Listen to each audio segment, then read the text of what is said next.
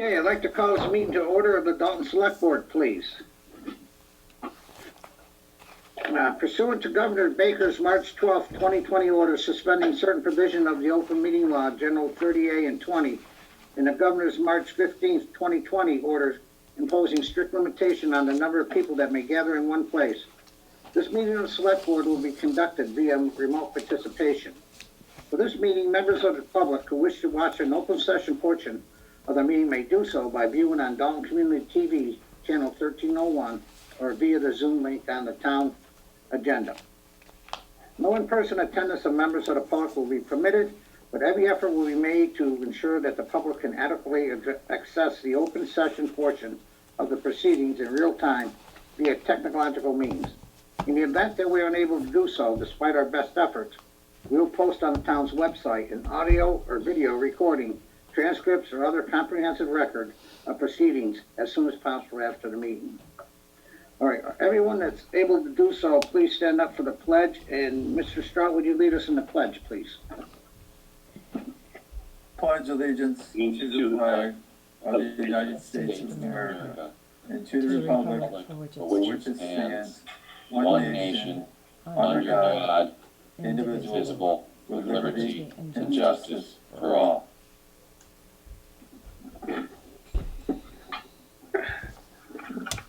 Brittany, would you please do the roll call?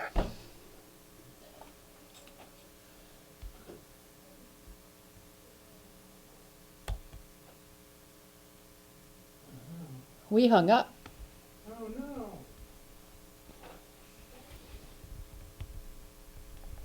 Or maybe he's hung up.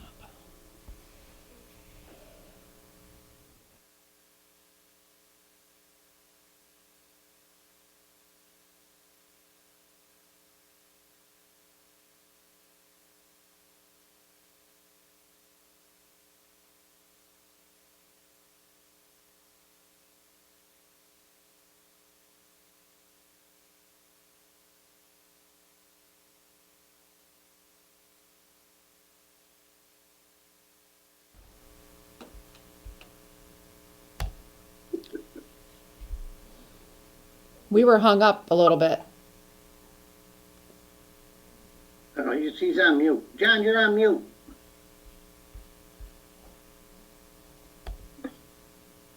Okay, Mark, you're here. Here. Mark Strout's here. Dan Esco. Here. Joe Divers. Here. John Boyle. You're on mute, John.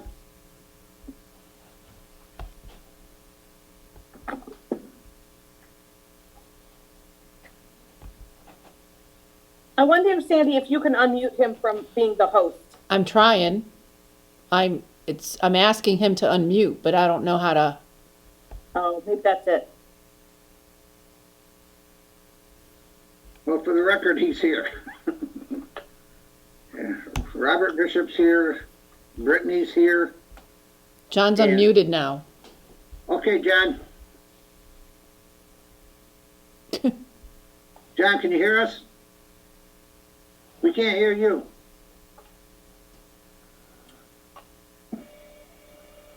Okay. An interim town manager, Sandy Arvano. Here. Okay.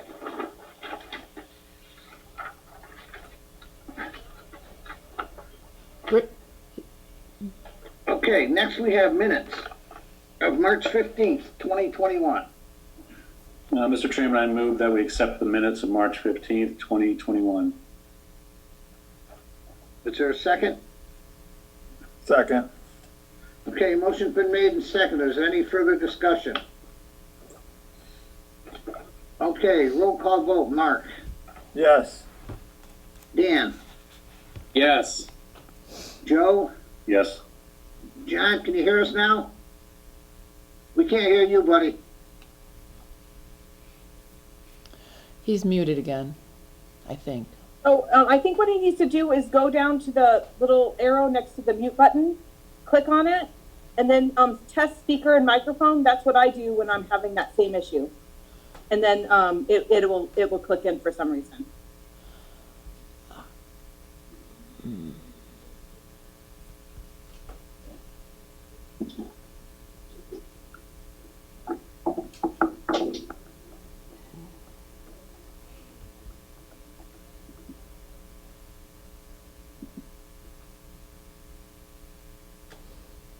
John, if you're okay with the minutes from March 15th, can you raise your hand? Okay, thank you. Okay. Next, we have March 22nd, minutes from March 22nd. Mr. Chairman, I move that we accept the minutes of March 22nd, 2021.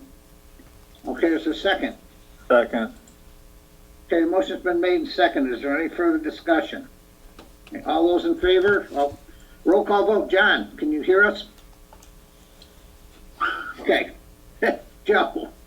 Yes. Dan? Yes. And Mark? Yes. And Bob, yes. Okay. Gotta make a TV show out of this.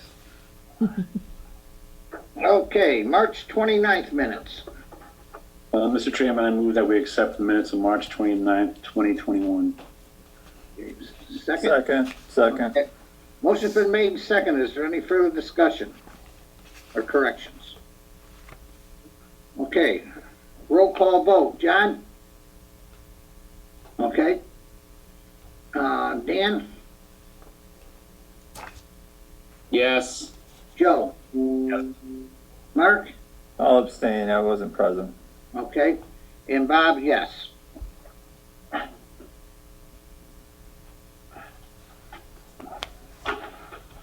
Okay, minutes from April 1st, 2021. Mr. Chairman, I move that we accept the minutes of April 1st, 2021. Second. Okay, motion's been made and seconded. Is there any further discussion or corrections? Okay, roll call vote. Mr. Boyle, can you? Okay. Dan? Yes. Joe? Yes. And Mark? Yes. And Bob, yes. Okay, one more set of minutes. Which from April 12th. Mr. Chairman, I move that we accept the minutes of April 12th, 2021. Is there a second? Second, sorry about that. Okay, a motion's been made and seconded. Is there any further discussion or corrections? Okay, roll call vote. John? Okay, thank you. Dan? Yes. Joe? Yes. Mark? Yes. And Bob, yes. Okay.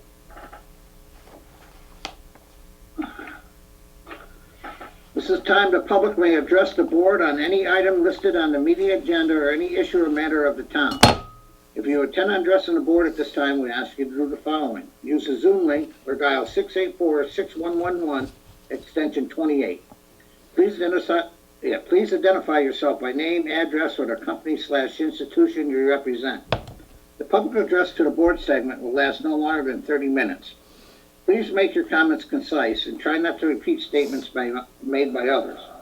Discussions or debate on any issue may not take place at this time. The chair or the designee may answer the questions or on procedural matters. Please be cordial and respectful of others. If anyone wishes to be recognized when the board discusses an agenda item, please make the request at this time. The board chair may grant that request at this time. Address comments to the board chair and be concise. Yeah, Mr. Chairman, just an agenda item before we move on, if I may. Sure. I may have missed a communication on my side to Leslie. I don't see her on here because we're going to do a CBRSD kind of educational update on the budget. They've already gone to public hearings, but I don't see her here, so I may have absolutely dropped that ball. So I just want to recognize that she was willing, but I don't think I closed that loop with her completely. Okay. But what I would like to do is refer folks who are interested in the CBRSD budget to refer to the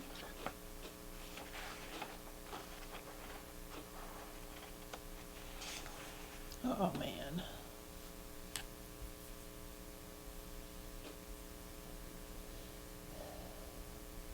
What's going on?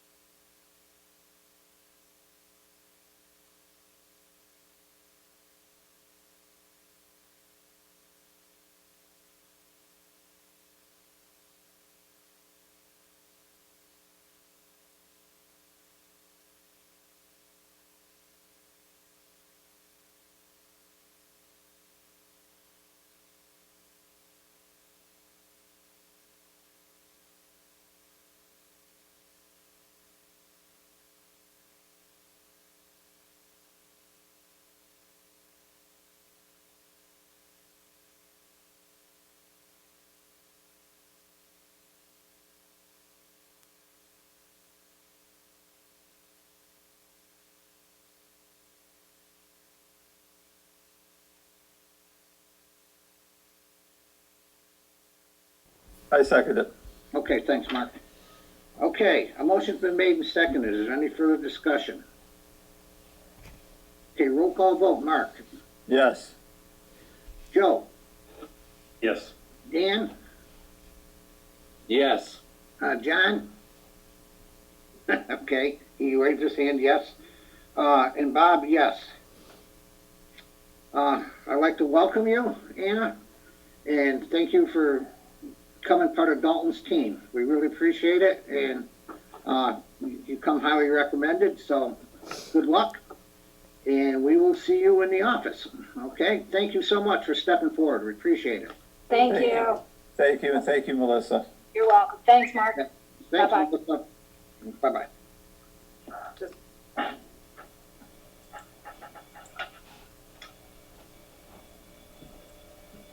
Can you hear me? Yeah, we got you now, John. All right, back in business. Sorry about that, buddy. Thanks for all your hand gestures. Appreciate it. You have great tech support there, John. That's Yeah, fantastic. I need it. I don't know what the hell went wrong, but. so- Yeah, they do that once in a while, I'll tell you. Okay. Under the budget review, department reviews, we'll go under the police department budget update. Is Chief Stroud on? Yeah, there she is. Hello. Hello there. Bob, I'm gonna recuse myself. Okay, I don't know why. Well, we all know I'm the boss anyway, so. That's right. We got a picture of it. That's right, we do. We do. It's framed too. It's our family Christmas card this year, actually. Oh, cool. So, Mr. Bishop, do you want me to go over the budget requests or like the impact the reform is having on why we ask for a little bit different in our budget? Yeah, why don't you do it from the impact that we're having, because people need to understand it. I don't think they have too much problem with the regular budget, they just don't understand. I don't think people understand the impact of this police reform. Yep. So, just to, and I apologize for those of you who've already heard some of this or a lot of this, the Dalton Police Department is a civil service police department. So what that means is we hire off of a civil service list, and we hire candidates that take an exam, and then when we need to hire, we request a list from civil service. They provide us with our eligible candidates. The police reform was passed on December 31st, 2020, and it essentially did away with the Reserve Police Academy. And the way the Dalton Police Department hires is we start with a reserve officer first, and then as full-time openings come up, we hire from our reserve list. What has happened is there are no more Reserve Police Academy. So we are at the point in our list that the candidates we have not been through the Reserve Academy. So that means they have to go to the full-time police academy. Full-time police academy that we would send a candidate to is at best the fall. That's approximately 6 months long that they have to attend. And then they have to go through field training. So we're looking at probably 12 to 14 months at least before we see a candidate start from a higher date now. And what would happen is they would come on as a reserve in our previous hiring structure. And I'm not really sure how many part-time people would give up, 5 to 6 months worth of pay, go to a full-time academy, and then stay here to work 1 or 2 shifts a week. So we felt that the $1,300 to $1,500 we're spending on medical tests and psychiatric exams and fitness exams, and the PAT and the Cooper test, which are all physical fitness standards, we have to make sure our candidates meet in order to go through the hiring process. We just feel like people, and this is not just our department, it's, every department around us, probably statewide. So we're just having difficulty hiring reserves at this point because they're just not going to stay. They're going to be a full-time certified police officer, and they're going to go take the first full-time job that's offered once they have that full-time certification. And we cannot blame them for that. So what we did is we decided to change our hiring structure. Dalton Police Department typically employs 15 officers. We currently have 12. So we're running a little short, and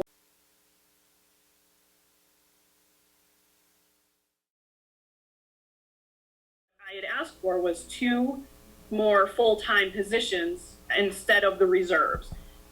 Therefore, we can have some stability, and we will keep our 2 reserves that we have. And one of the things that I will say that the state is having us do is put any part-time officer we do have through a bridge academy, which is at least 200 additional hours of training that we have to pay for because they're already employed with us. We have a certain amount of time based on the start of their last name to get them through this bridge academy, and then they're considered a full-time officer. I will 100% say that I back that reform bill in this sense. The more training we can get as police officers, the better. I have no issue with it. It's just the way it was done had a significant impact on us because we just had no notice that that reserve academy was closing. As a matter of fact, we went through the hiring process and tried to put someone into it.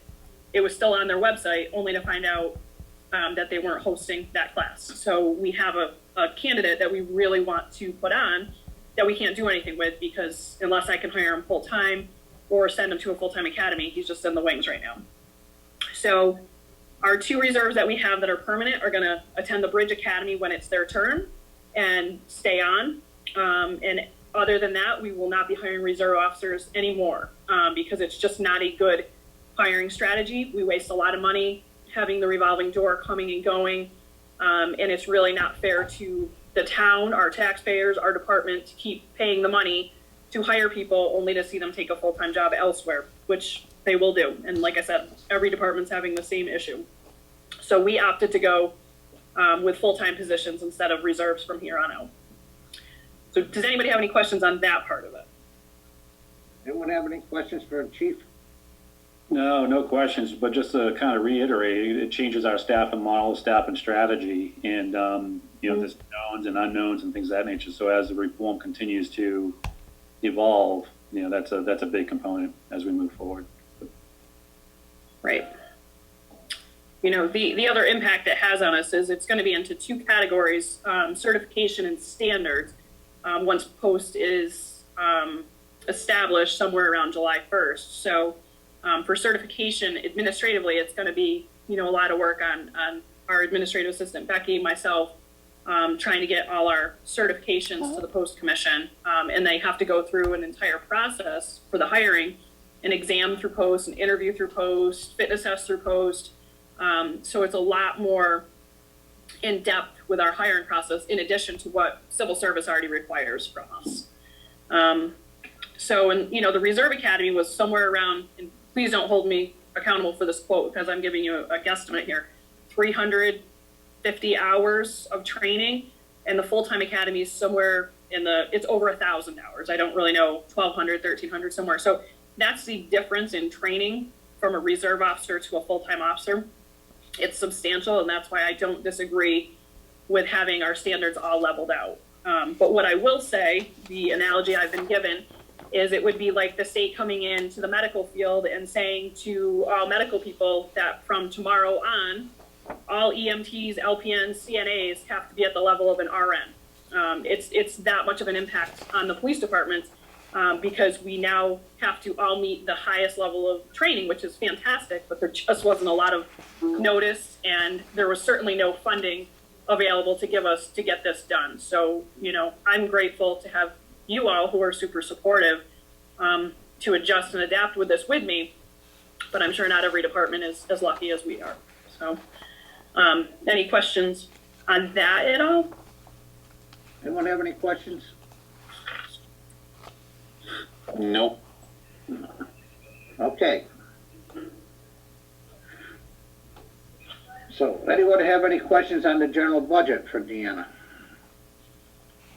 No questions, but I just want to applaud Chief Strout for getting through this first budget cycle successfully. Well, it hasn't passed yet, Joe. So yeah, we're getting there. But with all the moving parts, and again, a big thanks to Bill Droshin and the Finance Committee for the collaboration. I think that committee is rightly so very conservative in our approach, but they're also open to, I think, the message has been publicly stated on the Finance Committee meetings and will continue to be stated and reiterated along the way is that as the police reform continues to evolve and the funding needs of our police department become more clearer through that process of looking through the snowball, if you will, maybe back to adjust those budgets accordingly to those plans, and everybody is in alignment with that strategy.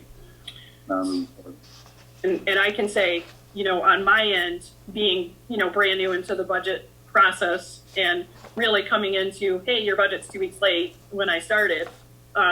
For my end, I have to tell you, the finance committee has been phenomenally patient and informative and meet with me all the time and help. And the other couple people I have to thank on that is Sandy, who has not taken out a restraining order on me.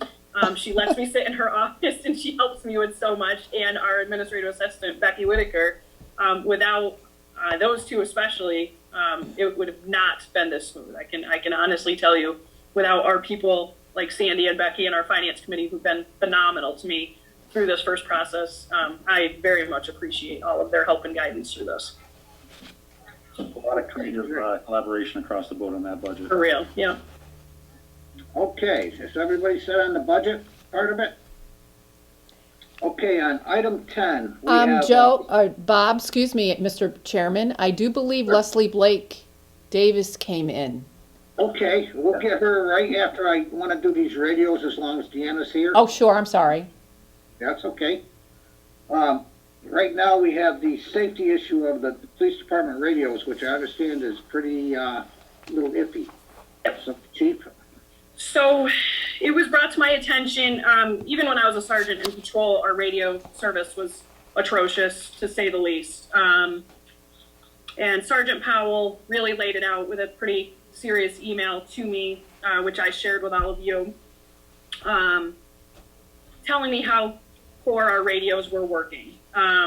So I did a little bit of investigation on that, and come to find out we had a repeater on a building on Merrill Road in Pittsfield. I found the building, was able to track down the owner of the building, and the power had been turned off. So our battery backup had finally croaked on the repeater. Therefore, we had no radio service in the south end. So I will tell you, due to Leslie Blake Davis and Greg Bueno and the school committee moving mountains on vacation week for us, they allowed us to place our repeater on Craneville School. And for them to be so quick moving and so helpful to us, I am exceptionally grateful for our officer safety on this one. I'm not kidding you, it was hours they had approval for me to put that repeater up there, and I am very grateful to them for that. So our radio company moved that repeater from Merrill Road in Pittsfield to Craneville to test that out. It obviously has power now, and that's obviously helpful. And what that did is it gave us a little bit better radio service. We are still not anywhere near where we need to be. When I say a little bit better, we have cruiser radio communication to about Stacy's on Dalton Division Road, right at the end of Dalton Division, Washington Mountain. Once we get up to Washington Mountain and Kirchner, it's pretty scratchy at best. Our portable radios croak out by the Tamarack boarding house on Dalton Division. And they also croak out on the side streets off of South Street. And what I mean by that is if the officers are on a call and something goes terribly wrong, they have no radio communication if they're out of their car. I lose sleep at night over this. It's terrifying to me that our guys have no communication. They have to hope that they can get back to their car. They have to hope they can get to a cell phone. But dispatch cannot hear them on their portable radios. So our radio service is lousy. I've done a lot of research with Josh from Procom. I can tell you that we are licensed for a 100-watt repeater. We currently are using a 45-watt. I don't have answers for why. I don't. We want to improve our communication center for the entire town with a system that works for our geographical area. We have some mountains. The difficulty is, obviously, we have that big mountain range that our radios have trouble getting over. So we only have a mid-grade antenna. So our repeater is not even public safety certified. It's like commercial. It's not even really meant for public safety. It was a Band-Aid to help us with some South End communication. So what I'm looking to do is increase the functionality of that repeater. I would like to upgrade to a fully operational single site system, which means just a better repeater to cover the entire town with communication able to be heard by all users and with the PD, because right now what has to happen is dispatch has to act as a relayer. So we'll have a cruiser say something, the other cruiser can't hear what the other cruiser has, and dispatch has to repeat the transmission. So if you have an emergency and you're going party to party to party, it's dangerous and it's just not acceptable. So I always like to come at you with my solution because I'm not going to come to you with a problem without an answer. We applied for a grant. We submitted it last week. The award will come out somewhere in the end of May. And what we requested was about $20,000 for radio upgrades and specifically antennas for the cruisers and a 100-watt repeater, which is what we're licensed for. I hope that we get this grant. That would make life much easier, but I did also request it on the capital request as well, just so we can upgrade to where we need to be. Our radio's just not cutting it, and it's a safety hazard for our department, for our officers, and, you know, we'll get there. We improved a little bit this past week, and I appreciate that, but we need to just get better than that. So that's pretty much where we're at with radios. If funding wasn't an issue, how quickly could this be resolved? I've been in contact with Josh from Procom, who you've been using. He was talking to me today about potentially loaning us the system to test it for free, just because he's as concerned as I am about this radio issue. I don't know that he can or that's available to me. We did discuss that this afternoon because it's just really, it's tough. I mean, it's just, you know, like I said, if one of these officers gets in some type of a struggle outside of radio coverage, we don't know what's going on and they have no way to communicate or reach anyone. No one can hear them. It's not very reassuring. So, but as for funding, you know, like I said, if we can figure out the system, I mean, he can get it done quickly, but, you know, we need to figure out, obviously, if we can get the grant or the funding, that would be awesome. Okay. Any other questions for Deanna? Well, I hope we get that resolved real soon. I would like to have a discussion, Mr. Chairman, about this critical safety issue. Okay, Joe, go ahead. I applaud the chief and certainly Sergeant Powell for bringing this forward. So we have two financial strategies here at the moment. One is playing on hope that we get a grant by the end of May, and the other is capital approval in June. I, for one, don't want to wait. I think we need to make safety a priority for our first responders, and I think we need to figure out a way to get $20,000 available to address this as quickly as possible. Because at the end of the day, I don't think any of us will say, no, we don't need to do it. It's a timing issue. And I don't want to play on hope or wait until June. Sandy, you've got a response to that? Yes. We are able to transfer from departmental appropriations that will not be expended, and there are some. In fact, you'll be doing some transfers for some tonight. We could certainly do a $20,000 appropriation transfer between departments into, I think you still can do it into like a capital account. It doesn't have to go into an actual department because a capital account is a department within the general fund as well.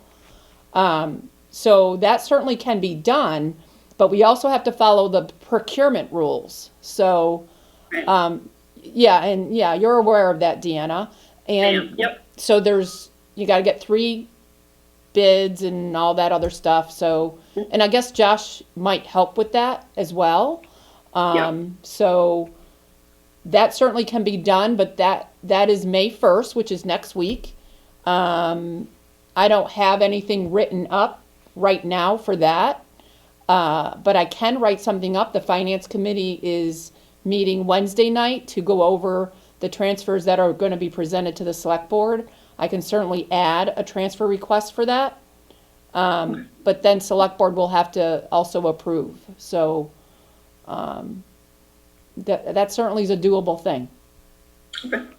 So what I like to, if I may, Mr. Chairman, just suggest is that if Sandra and the chief can work through the process with the finance committee and make that budget transfer after May 1st, then we have a special meeting on the 3rd to approve that. Or discuss it, and I assume approve it. Sure, we can do that. Is that good? Mr. Bishop, Go ahead, Dan. sorry, I don't want to interrupt. I just wanted to make a point, play the devil's advocate per se. Something that we may want to check into, some grants from the state will not pay for something you've already bought. Okay, so pre-purchasing it may negate the grant. It's something you may want to check into. I think And that's, I I wouldn't- understand. yeah, I wouldn't wait. I'm for getting the items right away. My background would say that. But I just wanted everyone to be aware that, we may spend the money and then say, oh, we hope we get the grant, and the grant may go away. I think that's a great clarification. I advocate it. Yeah, great clarification, Dan. But same page, advocate to get it done sooner rather than later. So the grant that we applied for was called the Commonwealth Security Trust Fund Grant. And between Becky, Sandy, myself, and Josh, we were able to write up the technical terms. And, we really put in, as some of you saw with my email, Sergeant Powell had used his cell phone on speakerphone to communicate with dispatch while on a call. And I actually wrote that in our grant request because I was trying to show the dire need we have. So yes, I agree with Chief Filio on that. And I mean, that's something we could probably ask, tomorrow. Yeah, let's find that out, Deanna. Yeah. It would be really, that's a key point.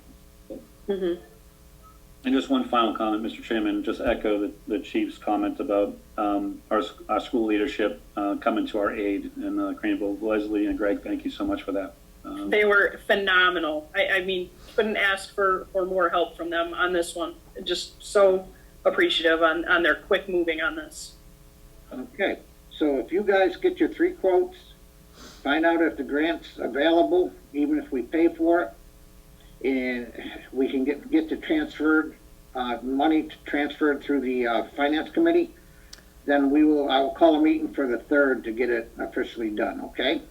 Thank you very much, everyone. We just gotta have 48 hours notice, so it's, Mr. Chairman, unfortunately. I think that's fair. point of clarification. The 3rd is at town For meeting. what? Oh, Yeah, it's a the town 3rd is a meeting. town We could meeting. we could have a meeting before the town meeting. We've done that before. It's a simple, I don't know if that's really a good idea. then we can have it on the 4th. But if they put all this time and effort into applying for this grant, why don't we wait till the middle of May to see if they get the grant? Because we have If not, we can either do a interdepartmental transfer or place it on the end of June capital funding meeting. That's a matter of safety, John. Do you wanna take that chance? Can I ask a question?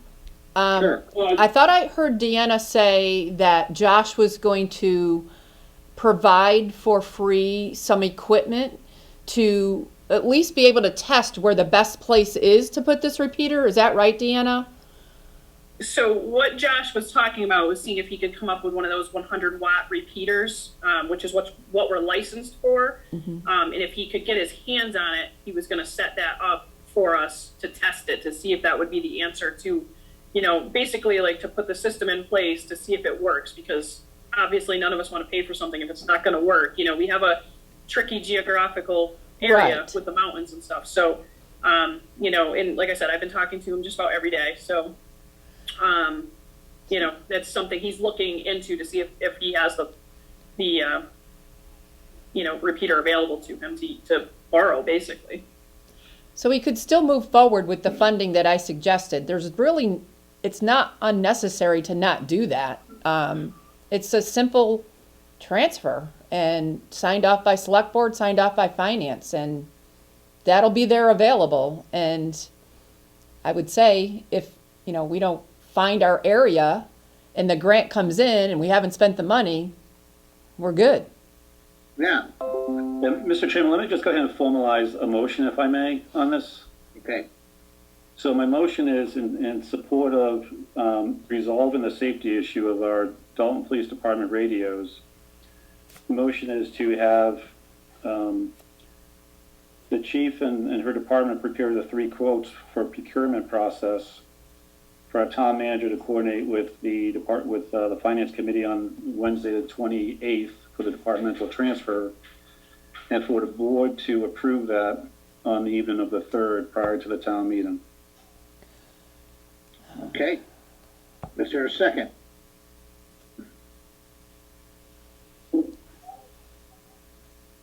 Dan or John, is there a second? I'll second that, but Okay. I have some questions. Okay. Okay, motion's been made and seconded. Is there any further discussion? Go ahead, Dan. So the goal here would be to start the procurement process, approve the transfer of funds, but if we get the grant prior to the transfer being necessary, we use the grant. Is that the idea here? I don't see why we can't if we have been awarded the grant. Okay. That's the key. Awarded. We don't have to wait for the money to get in to spend it. It just needs Yeah. to be awarded. What's the timeline? What's the grant application deadline, and when do they announce the result? We submitted it last week. They will announce it, I believe it was May 28th. So not too bad. Oh, okay. I mean, I think this could work out. But we have to be prepared to spend our own money if we want to move faster. Yeah, if the money's already sitting there, I mean, then it's just a no-brainer once we get the quotes and stuff, and if we don't get the grant. Okay, thank you. Okay, anyone else? John? Just to clarify, a follow-up, I think Dan's line of thinking. This money may be approved, but basically held in escrow, so we know the determination of the grant. Right. Is that clear? Not necessarily. Oh, okay, that's what I thought. No, not necessarily. It's held in the budget account. That's where it's going to be held. Right. I mean, it's gonna be held in abeyance till we know the determination of the grant application. Is that correct? I guess it depends on the need. And I just asked you for a yes or no. I'm saying not necessarily. I'm gonna leave that decision up to the chief as far as the timing of it. So if the chief thinks, okay, it's a Yeah, major safety issue, let's go at it, or if he can wait till the 28th, that's a whole different conversation, but I don't think we can wait. I mean, if I can get him to loan us that equipment and test it, which seems like what he was willing to do. I just don't know what that does for us for procurement if we have to get bids and we're using his equipment. So I don't know if that puts us in a tricky spot. That's the only issue. So. that's a good question. I know. We But have he- to put I mean, bids he- out? May I ask a clarifying question on the bid process, Sandy? Sure. We have to put bids out even if it's an existing vendor providing that service? It can be as a sole source, but I do believe because of the dollar value, you need to go out. If you go out, it's a written quote. They have to answer to the written quote, and it has to be for the same for any vendor you send it to.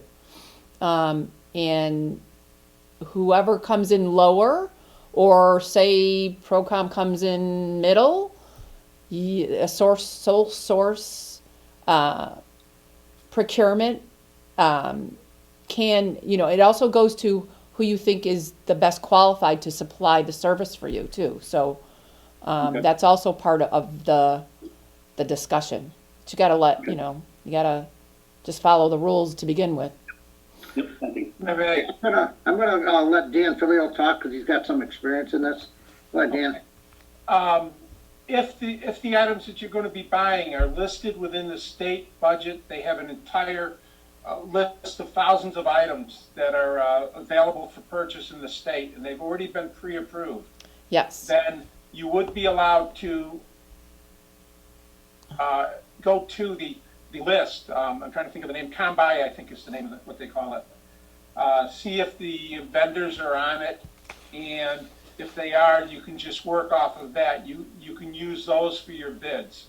Okay, you can say that, you know, this company A could provide it, company B could provide it, and then as long as the company that you want to use it matches what the bid, they say the state says, you can purchase the item. And I think Pat Pettit's on there, he might be able to talk about that. But the other thing I'd point out is, one of the things that we're seeing with items that we're ordering for the town, there's some items that have to be replaced, dealing with traffic lights up near the schools and stuff. All the items are back ordered. When COVID hit, a lot of companies shut down and they did not manufacture. So there may be a delay in getting the equipment. As the chief pointed out, the individual has to find out if he can find one that he can lend to us. I think that the best interest for the town to allow the chief to move forward with the idea that it's either going to be funded by a grant or if we have to by the town, and to seek to see whether or not the equipment is available.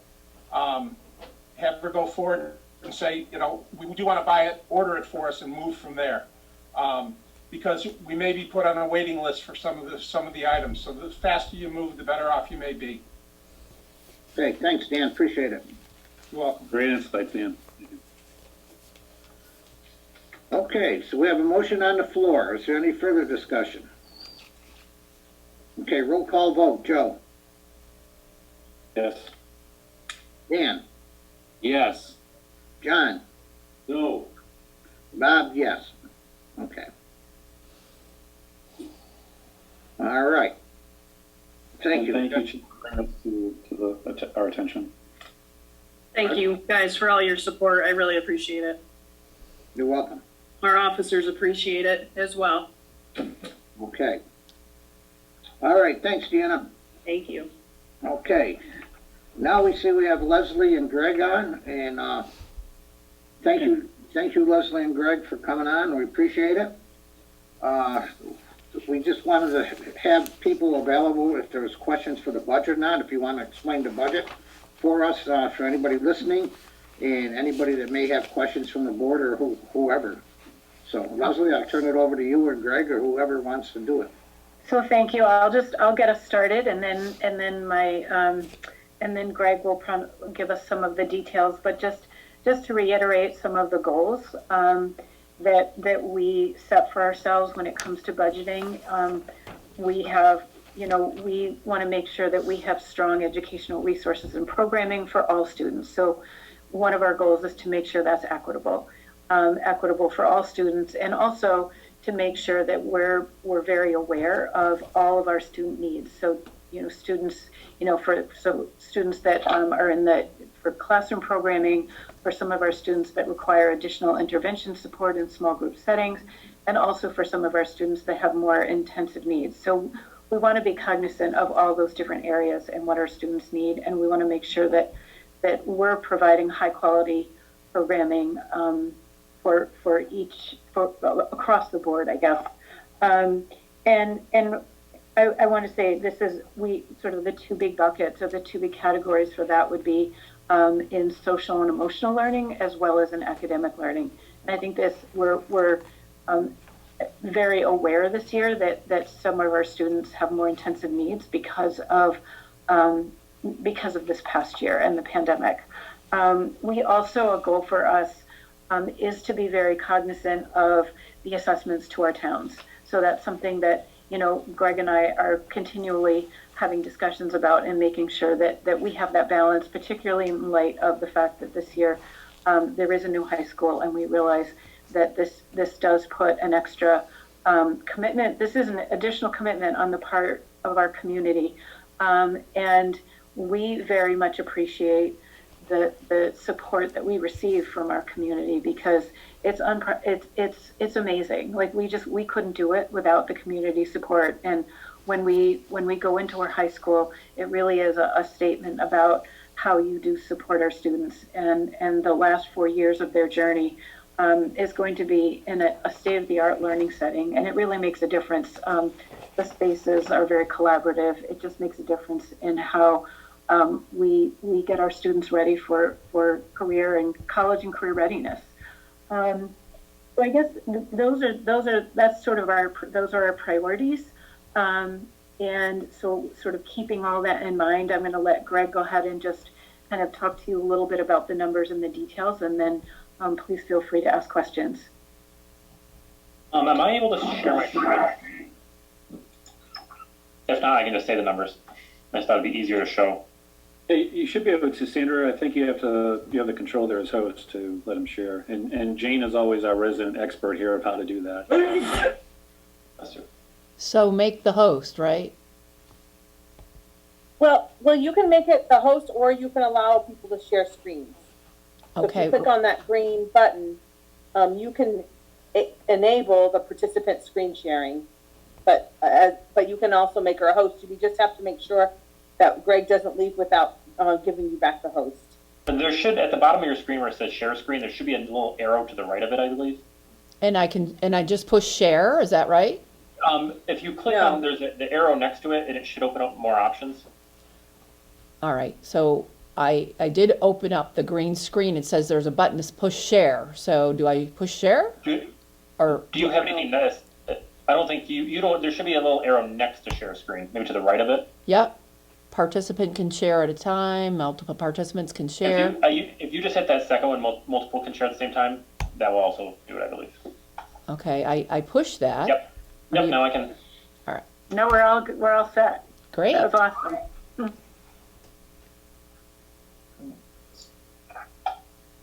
So can you see the? We got presentation? it. Beautiful. Oh, I always hit the wrong button. I'm sorry. Present. Okay. So this is the presentation we did with school committee last time we were here. I don't know if this is the same one you saw. We had one change after the budget was approved on March 11th or adopted on March 11th. The ESSER funds, which we thought we were going to be able to use, we're no longer able to use. It didn't change the overall budget, but it did change the assessments. So that might be different. I just don't remember the last time we were here.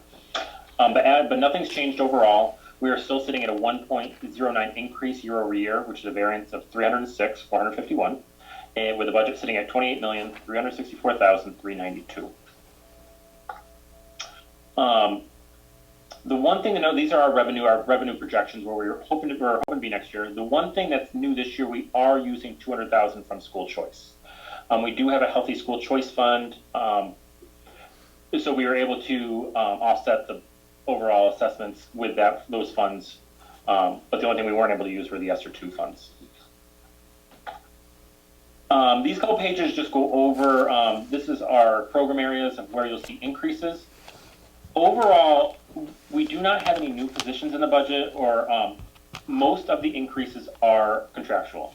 If it's salaries for the staff, if it's busing contracts, or some what's what I'm looking for, expenses from the state. So like our charter school expenses, or what is the word I'm looking for? No, it is charter school. So our charter school assessment from the state went up. We are given that number. We just have to budget for it, as well as we did see an increase this year with our property tax or property insurance. That is due to the fact we do have a new high school, and we will have 2 schools in operation for a short period of time. So we're hoping the plan is to be in the new school in September, but from July through September, we will have 2 high schools on the books. But you can look through these. I can also send this to you, and it's on our website. For the most part, there's also some changes. So if you look at the special ed line, it went up by 313,000. I moved our school adjustment counselors just to a different line. It's just an accounting change. So you'll see on the next page, our guidance is down close to down 324,000. So, and if anybody has any questions about these, I'm more than happy to answer them tonight, or you can always email me. I'm more than happy to discuss these. But the next page are the town assessments. This is what I'm sure you're most interested in. Dalton's increase year over year is a 0.57 increase, which is 48,432. So the town assessment for this year is sitting at 8,584,749. Last year was 8,536,317. Are there any questions on the assessments? One thing is I can't see everybody's face, so just speak up if you do. No, I think Overall- that's well presented, Greg. And overall, that's FY '22. It's 0.5%, a little bit more than 0.5% increase. That's tight. That's good. The next couple slides go over the capital assessments. So Dalton's overall, you have an 8,281 decrease year over year. This is mostly due to, so the one thing to remember about the operating assessment and the capital assessments, they are not calculated the same way. The operating assessment has the 5-year rolling average.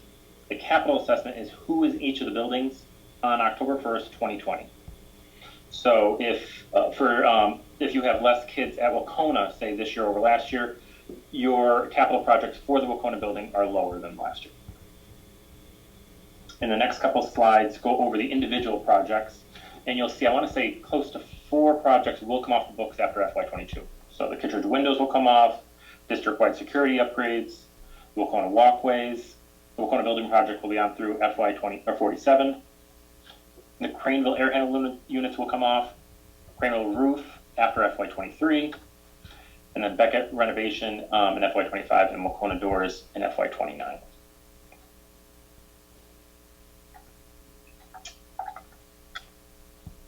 Are there any questions? Yeah, Greg, I'm just wondering where Cummington is in all this. Are they still on board with this? Are they still trying to bag us, or? We have not had any meetings. I can't tell you the last time for Cummington leaving the district. So there has been no, I don't want to say no movement, but nothing that we've been involved in. Okay, thank you. And we are scheduling a group, a regional agreement group, ad hoc committee. I don't think Dalton's had, have you guys seen that letter? We sent it out early March. We're looking for participants from the towns who would like to be part of that. No, I haven't seen it, and I'm the rep for the 7-Town Advisory Committee. Okay. I will forward that to you tomorrow morning, or if I find it tonight, I'll forward it to you tonight. You can definitely put it on the list. I'll be there as well as Bill Droshin from our. Okay.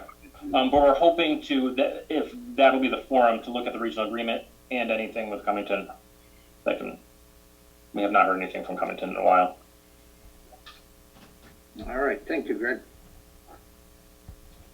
This like I is said, if anybody has any questions after the fact, please feel free to reach out. Yeah, this was really helpful, Greg and Leslie, and thank you both for joining. I kind of dropped the ball in confirming, so I'm glad that somebody reached out and got you back in. So thank you both for jumping in there. We're always ready. And I think it's important for our residents to understand the budget. And Greg, this is publicly available on the school website as well? Yes, it is. Okay. All right, great. If you go to the CPRSD website on the right-hand side, you'll see a button that says budget, and it'll bring you right to all the documents. Good. Awesome. Thank you both. This was very helpful, and I appreciate your time. Well, thank you. Thank you. Thank you, Greg. Thank you, Leslie. You're welcome. Bob, one quick question Go ahead, John. to anyone. Did the Finance Committee in its deliberations so far this year vote to approve and recommend the budget as presented to the town of Dalton? If you recall last year, they presented their own alternative budget. We presented to the finance We're all on the same page this year. We presented to the finance subcommittee, but they were going to vote on it the next week. We have not heard if they approved it. So there's already. been no action by the Finance Committee regarding this issue. Yeah, Sandy, go ahead. They did approve the budget as presented. Thank you, Sandy. You're welcome. Perfect. Thank you, Sandy. Yeah, that would go smoother then. Okay, thanks a lot. Thank you. Thank you. Thank you. Okay, now we need to review the ATM articles and motions.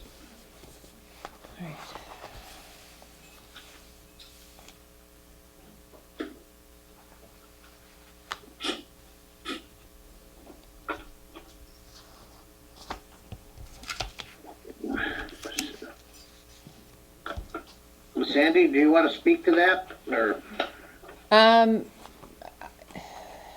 Yeah, sure. The select board is going to make the motion for the first one. Uh-huh. And You can read it there. I don't think I need, do I need to read these articles to you, or? No. Okay, We just had that change on Article 1 that you sent right before the meeting. right, and did you get that, Joe? I did, but I have a question on why the language changed. It was as a request of the town clerk, to add, to convey a parcel of town-owned land situated on 10 View Street. I added, John Boyle, I guess, asked for an address to that too, a while back. And that's really all that changed in that motion. I think there's also, okay, a nominal consideration. Okay, all right, okay, thank you. Yeah, that's good detail. Alrighty. All right, does anybody have any questions on any of the articles for Sandy? Yeah, Sandy, I'm not sure that's entirely accurate. The address of the Jordans who wish to acquire the parcel is 10 View Street. I'm Oh, not certain that parcel has an address. I don't know, but that's what was on the address for the assessor's map and lot. I just thought it had a lot number, but I didn't know it had a street address. I don't think that's correct. So we can look into that, John, and make a change. I thought you had suggested that having the address on there. Well, I don't know what the town clerk's rationale is for making a change. Her rationale was to put a parcel of town-owned land. Yeah. That was her rationale. Yeah. It's more descriptive. It is a town-owned property. On View Street, but I'm not certain it has a number. That's the number of, as I said, of the Jordans whose house is adjacent and are hopeful of acquiring this land. Okay, well, that's my mistake. Debbie did not suggest the address. I just recalled you were suggesting that we had an address. Yeah, I was. So, Well, anyway, if the board Can we just make it a adjacent lot to the next? authority to correct this or find out the accuracy of this issue. I can do that tomorrow. This is not, Yep. it's all the way up to, we go to town meeting when this gets copied and given to the residents that go to the meeting. So it doesn't go anywhere else. It's able to be changed all the way up until they need to make their copies. I may be missing something here, but the one I'm looking at, all it says is a parcel of land situated on View Street and being assessor's map 109 lot 140. I don't see any address on this one. Yeah, So- that's what Mark, that's what I believed it to be. Mark, Sandy sent out a new one right before the meeting. Oh, okay. Like Okay. around, I don't know, maybe it was 5:30ish, 5:45, something like that. Okay. If it needs to be, can we just say it's a lot next to, Yeah, Actually located on View Street. Mr. Chairman, that's what, next to, 10 View Street? yeah, that's what I was going to point out. We don't need the address of 10 View Street because it says as shown on assessor's map 109 lot 140. So it already describes where the location is. We don't need Right. View Street. Just remove that and I think we're good. Okay, let's do that. Okay. And yes, 10 View Street is in fact the home located adjacent to the lot. It is not the address of the lot. Okay, good to know. So So- we so will, it would just be a lot or a parcel located on, you shouldn't say a lot because that implies it might be a building lot or something. But a parcel located on View Street, known as whatever the numbers are for the lot. so let me ask a question. Are we going to go back to the original verbiage and not use a town-owned parcel? Well, we can use. Located. You still should use town-owned parcel, Okay. located on View Street. Okay, fine. If All right, a- thank you. Are there any other questions on any of the warrants? I do think the original draft of the warrant is our preferred language where it says select board to convey a parcel land situated on View Street and being assessor's map 109 lot 140. So I think that's pretty clear and straightforward. I think it should I say agree. a parcel of land, right? A parcel land? Yes, a parcel of land. Yep, throwing it up and I think we're good. I think the fact that we're voting to convey a piece of property indicates the town owns it. I'm not sure we need to put it in there. I think you're right, Dan, it makes sense. It is your motion to read, so whatever your pleasure. Okay, we'll do it.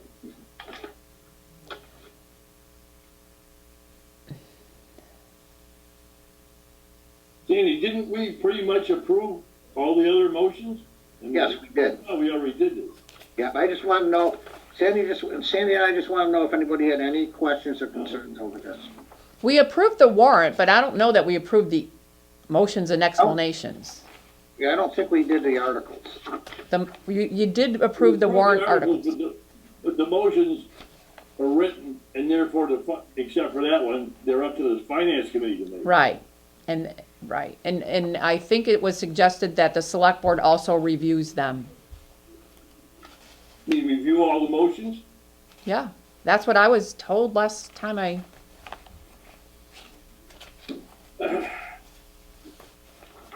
And they were provided to us on Thursday last week, so I think we're good. Yeah, I do too. I don't see anything wrong with them, it's just standardized motions for standardized articles. Yep. It looks good to me.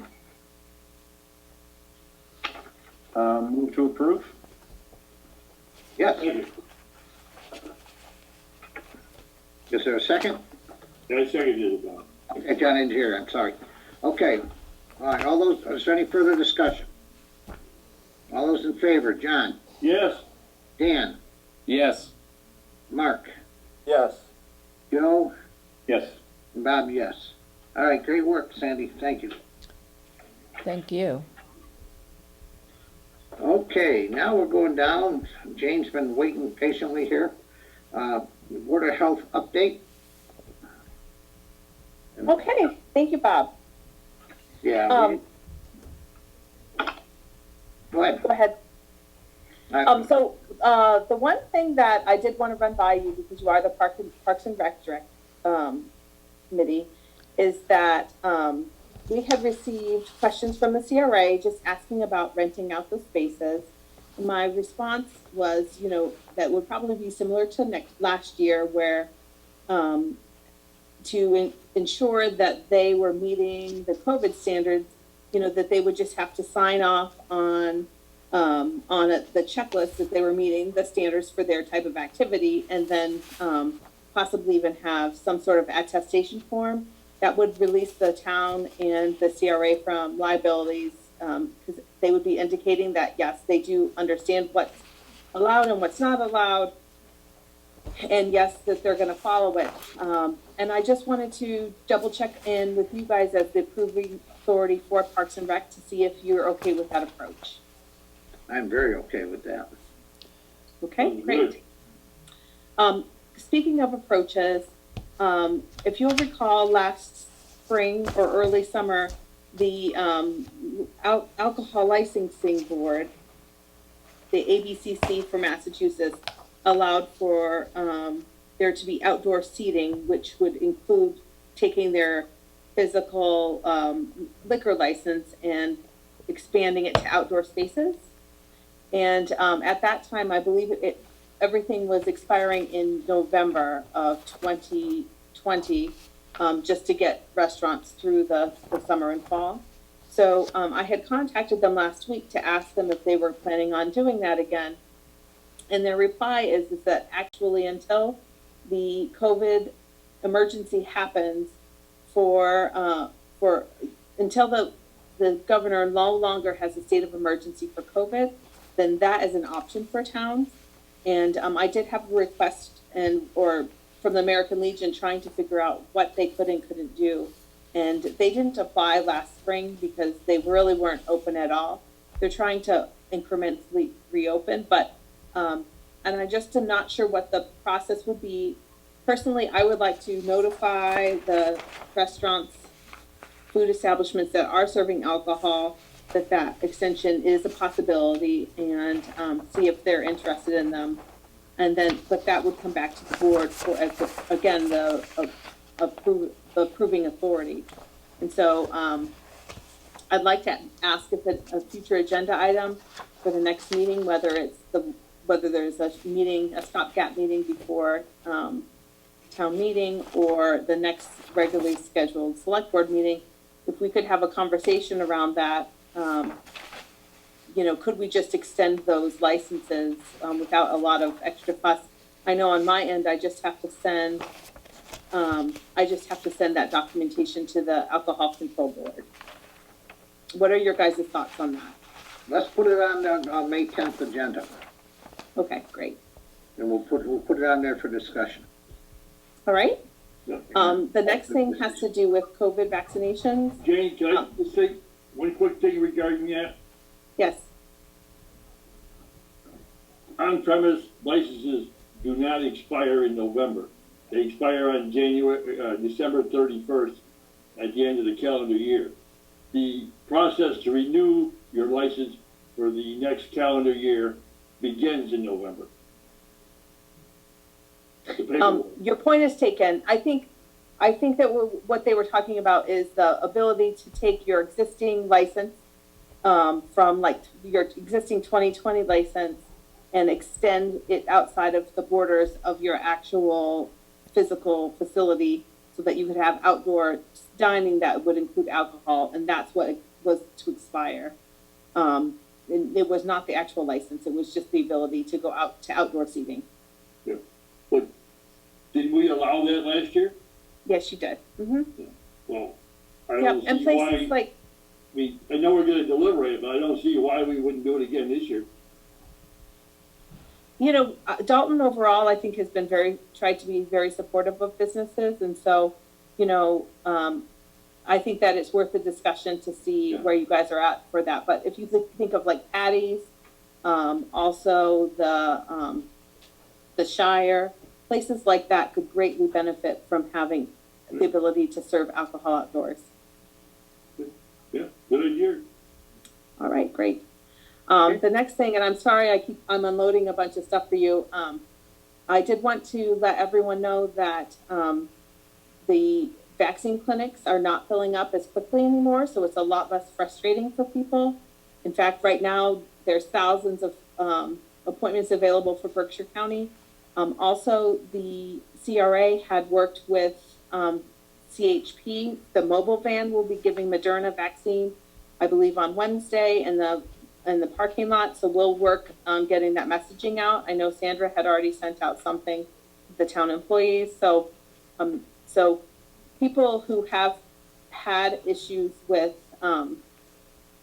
being able to log on and getting your timing right, it's actually getting a lot easier. And especially now that Johnson & Johnson is no longer paused, you know, I encourage people to email me if you have a question. If you're a Dalton resident and you have a question on, you know, navigating the process, I'm happy to help the public in any way that I can, trying to get that to move forward. Hey, Jane, I have a question. Somebody asked on my Facebook page. They said the CRA is giving out the Moderna for 16 and over, but their question was, their understanding was that only Pfizer vaccine can be given to anyone under 18, and the CRA is giving Moderna. Is that true? I don't know. So that is absolutely true, that Moderna is 18 and older at this time. I'll have to look and see about that messaging. That was poor messaging. Moderna is 18 and older. Okay. So thank you for bringing that to my attention. We'll double back on that and see if we can clear that up. Okay, thank you. You're so welcome. Jane, I have one question. How do people that are homebound get vaccinated where they can't get out? They're basically shut in their own homes. Well, that's an interesting question, Bob. The state offered the towns to be able an opportunity to do home visits, and we just don't have the capacity within the Berkshire County. So basically, we've been working with the Council on Aging. They call a number and they get cleared, and then they get kind of screened to make sure that they meet the qualifications. And then once there's a group of 5 or 6 people, a third party will come through and vaccinate people in their homes. So, and I believe that might have been in the last newsletter. If you do have someone who is housebound, that would be the process. It was when they had the the Johnson & Johnson was on hold, that whole process was put into a little bit of question because, you know, going to house really works best when it's just a one shot deal. And so what they do is they give the shot, then someone stays with them for 15 minutes while the nurse moves ahead, and then they kind of leapfrog in a geographical area. And so that's kind of the answer to that. We could do some messaging if you feel like people don't know. Yeah, is there just goes through the Council of Aging? Is there any other way to reach out to some people that don't have access to the Council of Aging? You know, that's a great question. I think that the Dalton TV has been underutilized as a tool to get this sort of thing out. And they've been very helpful. So I think that they might be a good source. You know, like this last, Judy did a gargantuan effort of getting the town reports out. And it was all hands on deck at Town Hall. It was actually really great to see and be part of a team that was working so hard towards a common goal. But, you know, there's a situation where something that's going out to every household or 3,000 households, you know, we were able to get information about the upcoming Household Hazardous Waste Day. So that's another thing maybe we could look at is see if when the tax bills are coming out and thinking about, you know, what kind of messaging we can include in those things that are going out anyway, because not everyone, especially in the housebound category, necessarily have access to a computer. Yes, thank you. One of the things we could do is work through the managers of the three different elderly housing projects we have in town, which is over in Pine Grove Park, up by the Legion, and down on Main Street. Now, a lot of those residents, they don't get tax bills or water bills and mail or anything like that, so it's difficult to reach them. And possibly they could be reached through the management of those institutions, and then arrangements made in their common rooms or whatever to get a vaccination. That's a great idea, John. And you know, now that CHP really has mobilized and they're getting a steady flow of vaccine, I think it makes it so we have a lot more options. So what's happening with the big clinics? One thing is that the rest of the state has a pre-registration option. So someone can go in and provide like John Boyle and your phone number and your address. And then at some point you get notified that, hey, you can sign up. If Berkshire County residents do that right now, the nearest site actually is in Springfield, Mass. And we were thinking that we were going to go to that program in Berkshire County, and for a myriad of reasons, it's just been decided not to. And in fact, that these three major sites are going to start winding down. So the more and more shots are going to pharmacies, and then also the CHP.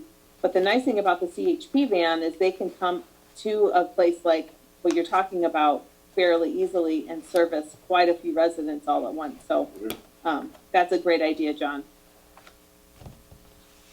We're going to have to assume that the two nursing homes we have in the community are well aware that their residents should be vaccinated and are taking care to make sure those needs are met. Yes, those were gone through by actual pharmacies. I think were the primary source of vaccine for the nursing homes. But what I will say about the nursing homes, they've done an incredible job of keeping the town in the loop, but also taking care of their affairs and also their residents. And they've had some cases even where vaccinated people have tested positive, but the symptoms were so mild. And so, you know, there's no doubt that their action and their what they've done for the residents have saved lives. All right. Thank you, Jane. Anything else? I could go on all night, but I think that's it. Hey, you're doing a great job, Jane. We appreciate it. Yes. Thank you. I'm trying to do the best we can. There's been a lot more complaints about like housing complaints and whatnot. And I think part of that is a function of it being spring, but part of the function, it's also a function that, you know, people have been being protected from eviction up to this point. And so there's just a lot going on right now, and we'll just meet the needs as best as we can. Okay, thank you. Thank you for being out there all the time. I appreciate it. Very welcome. Okay, next I'd like to open as the license board for the approval of annual flammables. We all got a package in our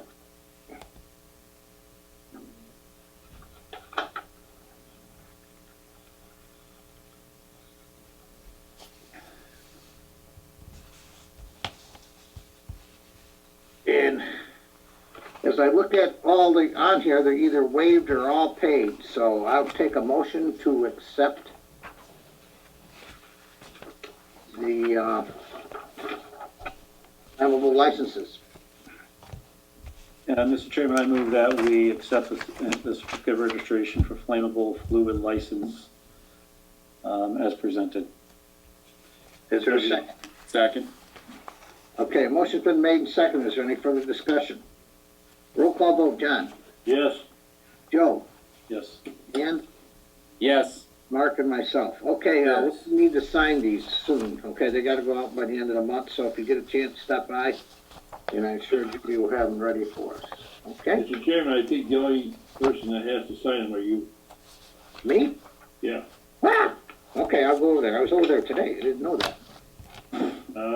Where did I just read that? Yes, you did. You're right, John. I will stop by tomorrow and sign them. Yeah, you're right. I got it right here. Okay, so forget that last statement. Okay, then we're gonna close as a license board. And next, number 11, approval of department transfers. Sandy? Okay, you should have received the department transfers that I have prepared. There's 3 altogether. Not sure which one's the first one. If you could tell me that the first one you've got.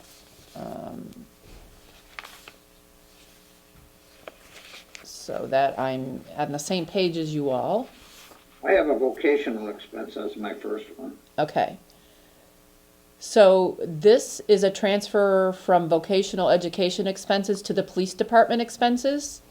And this was submitted by Chief Strout, requesting $16,500 in additional expenditures. And she has a reason that it's necessary is to cover expenses for the department, hopefully for the remainder of the fiscal year.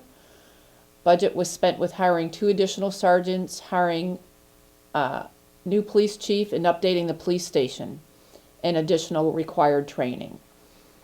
Okay. And I'm requesting, even though you're approving these tonight, I'm requesting that the transfer be effective, as with the rest of them as well, May 1st, 2021. That is the date that we're allowed to begin these kinds of transfers. Okay, sounds good to me. Okay, a motion to accept.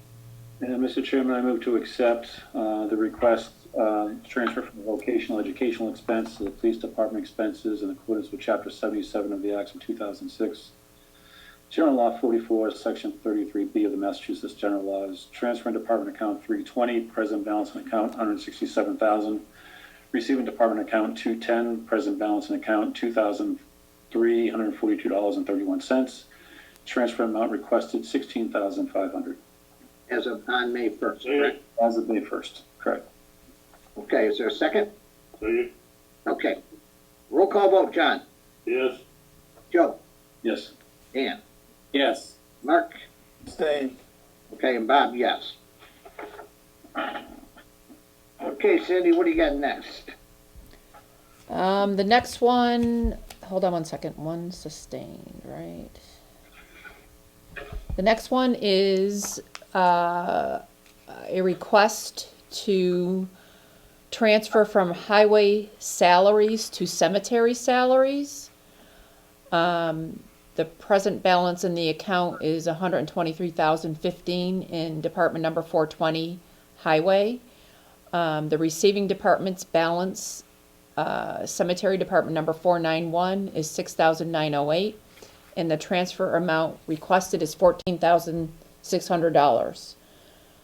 The description from John Ruffley, superintendent, is the shortage occurred in the cemetery salaries due to a seasonal employee working through the year to help the department as it is short-staffed. And that seasonal person was a winter seasonal person. And so he's simply transferring from salaries to cemetery salaries, highway salaries to cemetery salaries. I have a question on this one, Sandy. If the cemetery is, so the cemetery was short-staffed? The cemetery is where this person was, his payroll is being spent from. Okay, so he worked for the highway department because the highway was short-staffed. Highway and cemetery. I mean, he was plowing in the winter, and cemeteries are plowed in the winter, and Okay. you know what I mean? Okay, any other discussion? Motion, please.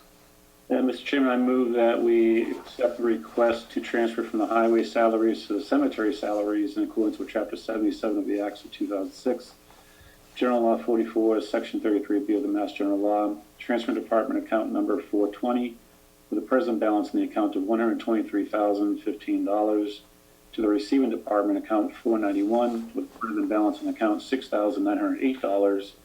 The transfer amount requested is $14,600, effective May 1st, 2021. Second. Okay, motion's been made and seconded. Is there any other comments or discussion? A roll call vote. John? Yes. Joe? Yes. Mark? Yes. Dan? Yes. And Bob, yes.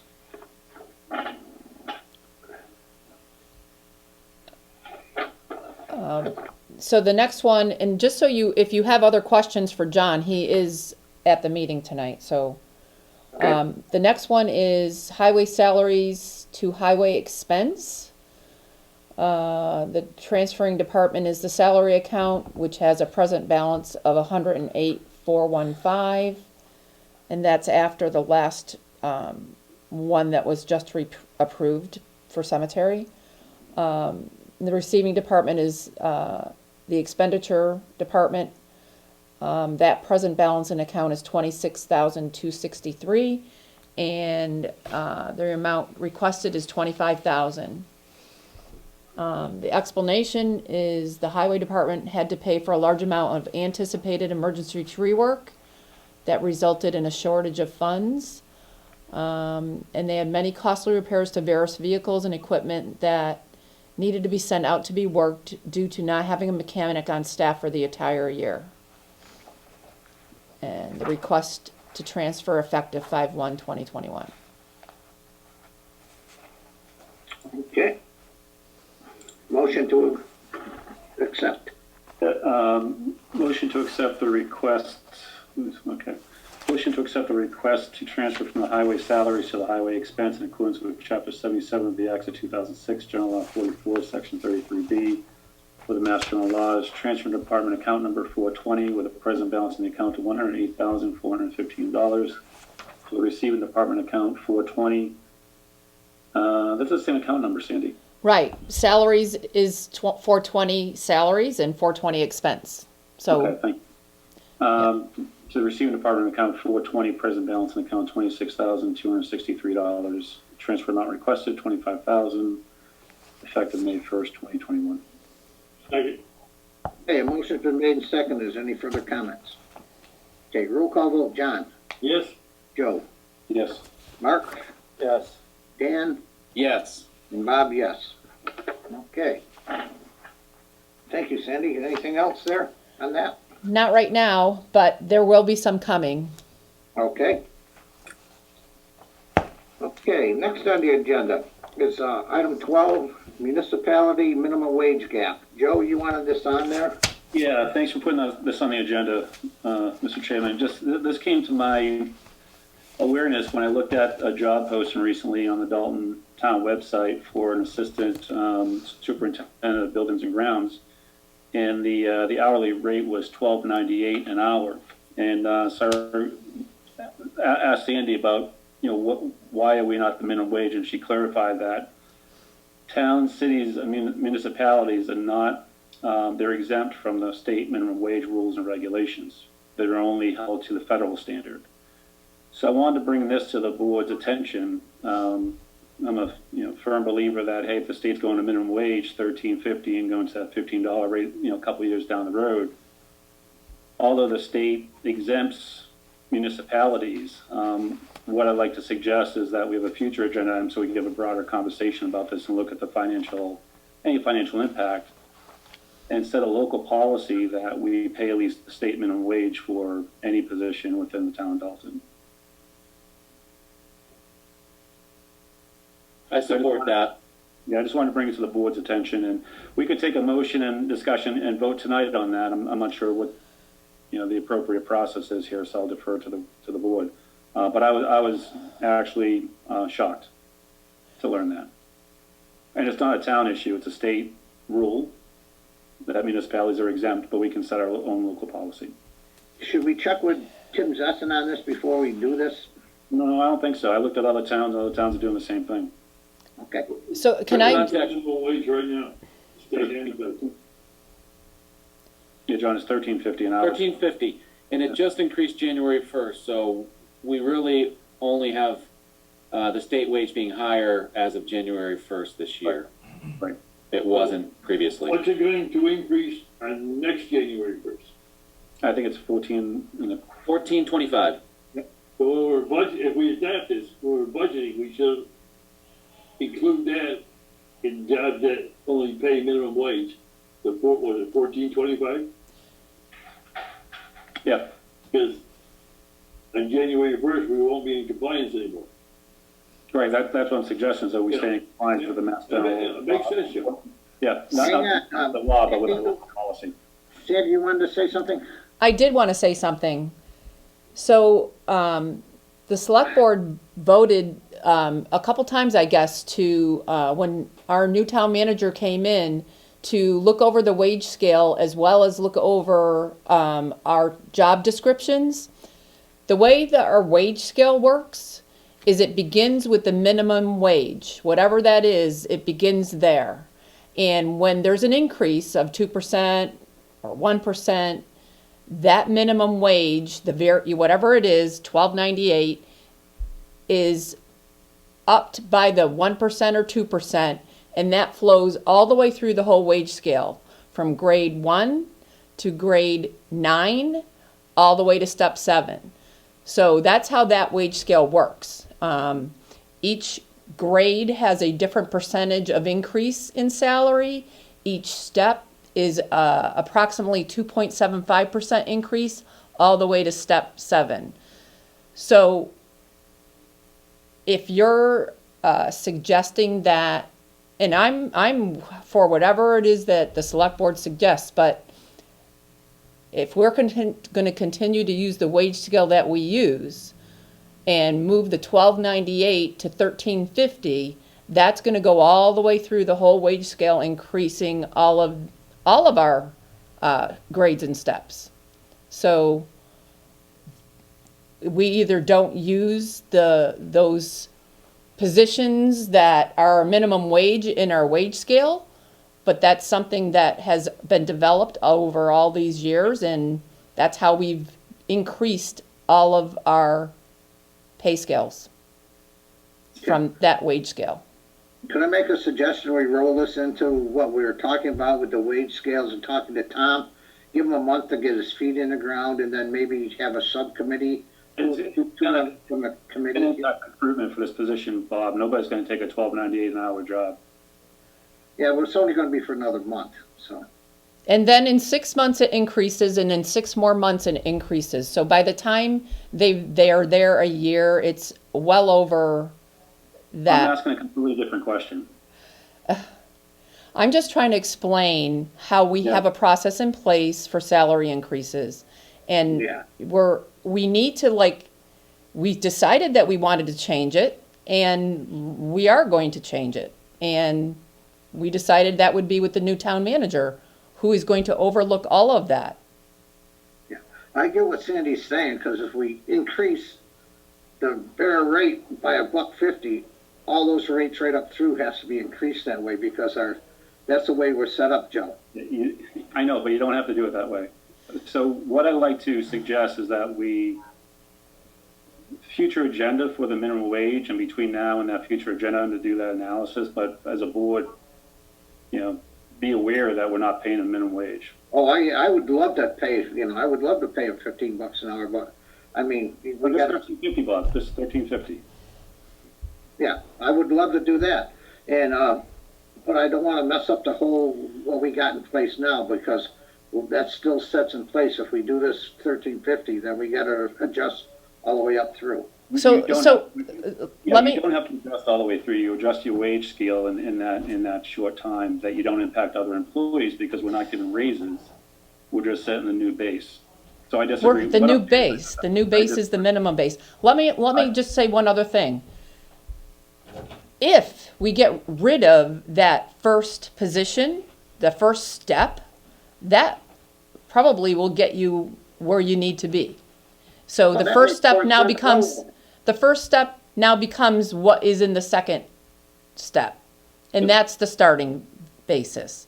But it's different than what's been going on, and people who are here longevity began there, and then Well, I will share with you that when the new minimum wage increase went into effect in state law, in non-municipality sectors, no one's wage increased because of the new minimum wage. I don't know that. I just know how we're operating here, and Yeah, I did some research on this and looking at a couple of different companies, called a few folks, and the minimum wage did not impact other salaries in those companies. Okay. Let's put this on a future agenda, and, I like Sandy's idea of getting rid of the initial steps, so we're right where we are. How would we want to do it? But I mean, I think we could, just make a motion that we support a minimum wage for the town of Dalton, and then see what the financial impact is, and then revisit it when it's ready. I like that. I could support that. You could support that. Okay. Yeah, we Let's support do it, and let's do our research. Is this non-binding? Is this like a resolution type thing? it'll be non-binding until we find out fast. Yeah. I mean, we're supportive of the minimum wage in instituted, but Right. it's non-binding at this time until we come up with an actual solution to work through these issues. I think it's just a principle, all I'm asking is a principle that we support a minimum wage, and we'll see where it ends with the new town manager. Okay? Is that your motion? Yep. John, I'll second your motion. Or if Mark already did, I don't know. Okay, motion's been made and seconded. Is there any further discussion? Roll call vote, Mark. Yes. Dan? Yes. Joe? Yes. And John? Yes. And Bob, yes. Okay. Yeah, thank you for the discussion, everybody, and Sandra as well. Yeah, well, we all agree. We just want to make sure we do it right. I mean, you're right. And the biggest thing that really bothers me more than anything is our senior people that have been in these jobs for a long time. There's no place for them to go, and we want people to come here and have a long career, but they hit a stone wall after, 17 years? Maybe? yes, 17 years. And that's kind of like, in a scope of a career, that's not a long time. Yeah, I agree with you, Bob. That's a whole separate item for sure, but an important one, no doubt. Okay, all right, well, thanks for this discussion, so we'll rattle Tom's cage when he gets here. Okay, now, this leads us to town manager update. Sandy? So I have a couple things about town manager update, and I was asked to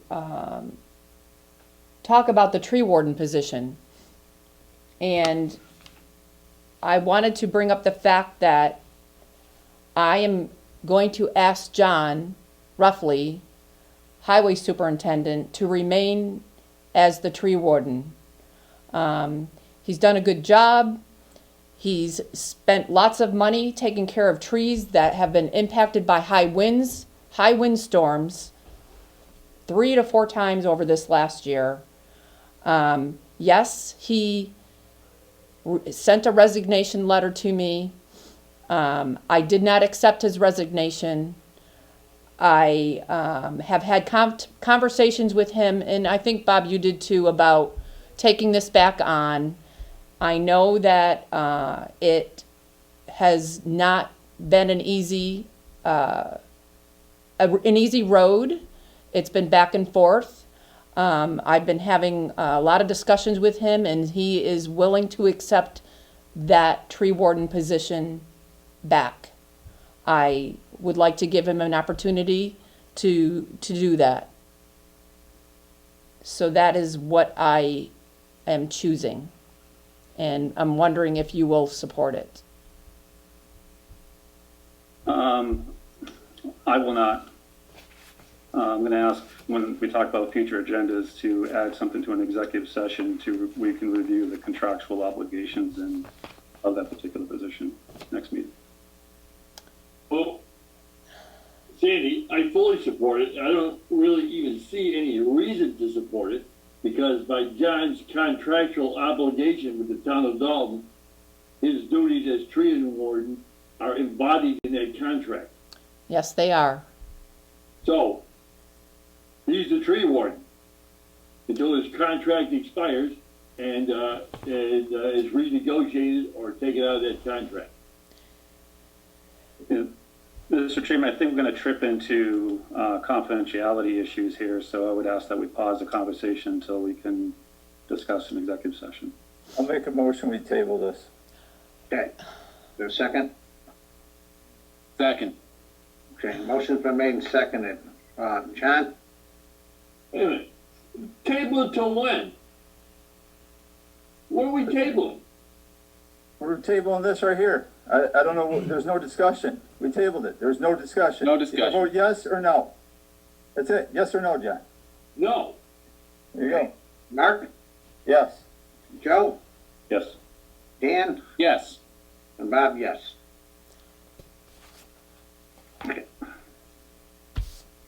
Okay, we move on. Sandy, what else? So the other thing I have to talk about is we got a letter from J Realty Trust, who is writing to see if the town of Dalton has any interest in renting the building across the street that was the former bank, 488 Main Street. So I'm just bringing that up to see if there's any discussion by the select board or wishes for building expansion to the building across the street.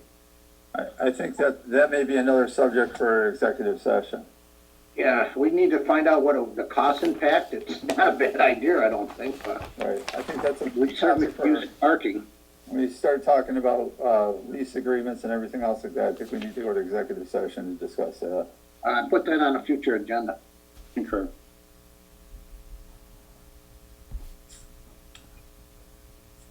Anything else, Sandy? Yeah, one more thing. So you know how they're going to do the roundabout on Main Street in Housatonic? We have been able to, DOT has set up something called an improvement story map. It's an interactive story map showing the improvements that are going to be at the Dalton intersection on Route 8 and 9. They would like us to put it on our website. So we have been prepared because that was supposed to come out today. And I guess it has come out today, but they're awaiting a prepared announcement so that I can add the announcement along with the link to the interactive story map. So I just wanted you all to be aware that that was coming out. All right, well, thank you. I have a question on that. Sure. To my understanding, they haven't even answered the questions from the select board since our last meeting. We had a number of questions that they haven't answered. And any type of marketing to that should probably be held until they have the public forum later in the fall and go from there. Because I'm not sure, I for one am not in support of that roundabout. So I would not support marketing a solution that we haven't decided is the best fit for the town. Dan, Dan Filio, can you speak to that, please? You're on mute, Dan. You're on mute. I know people who tell you I sound the best when I'm on mute. Sandy discussed this with me. She showed me, so I went on site and checked the site. This is, I don't want it to be a misunderstanding. This is not pushing either project. It is a general discussion of what the project is, and this is something that just came out in the last 2 or 3 days that we had it. It is a general discussion. It is not pushing either proposal, and it has a section in it that allows the people to make comments on what they think about it. And this is going to be the way that the state is going to say, okay, you know, this is information we have that's available to the public. If I could share the screen, I could show you what it looks like, if you want. That would be great. That'd be helpful.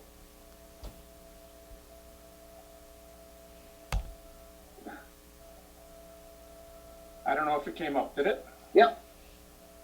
Okay, this is what the website looks like. It is a site, as Sandy pointed out, it's a Dalton intersection improvements. They're supposed to give us some sort of description that we can post on the website. From here, the individuals can, you put in your zip code, your first name, your last name, any group you represent. And let me do this, if I may. Oh, I messed up. I'm sorry. It's supposed to go to Dalton Traffic Commission, I'm sorry. For some reason it gave my home email a site. But from here it just goes to a general description of the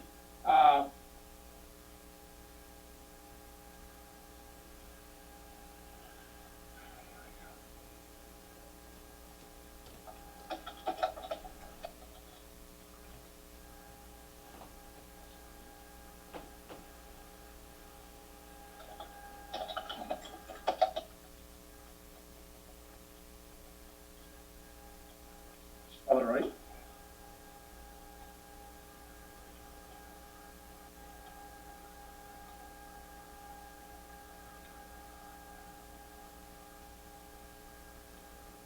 Come on.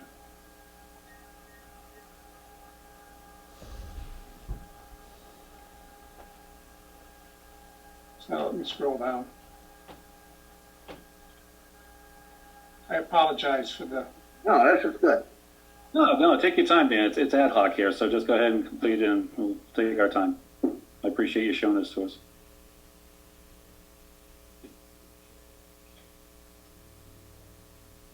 See? Let me do it, and it's always a...